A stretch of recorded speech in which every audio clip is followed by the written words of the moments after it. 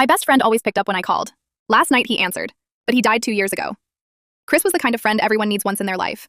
Loyal to a fault, funny when you needed it, and the only person who truly understood how much I hated being alone.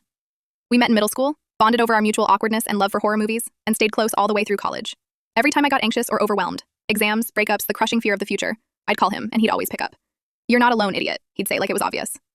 Then, 2 years ago, he was driving home late after one of our usual late-night hangouts. A drunk driver ran a red light. Chris was killed instantly. I still remember that phone call from his mom.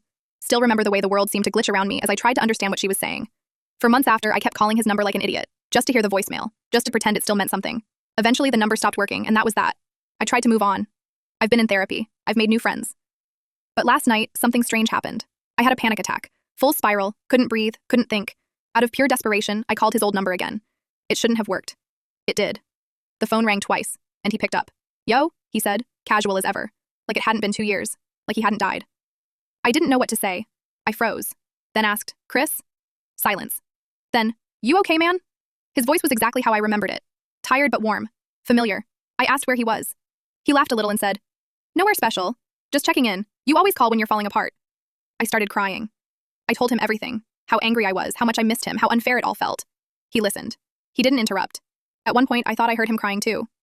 Then I asked the only question I hadn't dared to ask before. "Is it really you?"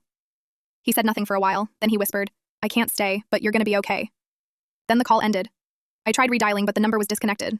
Again. I don't know what happened. Maybe it was a dream, maybe my brain snapped. But today, I opened my voicemail and found one new message. It was from his number. All it said was, "I meant it. You're not alone, idiot."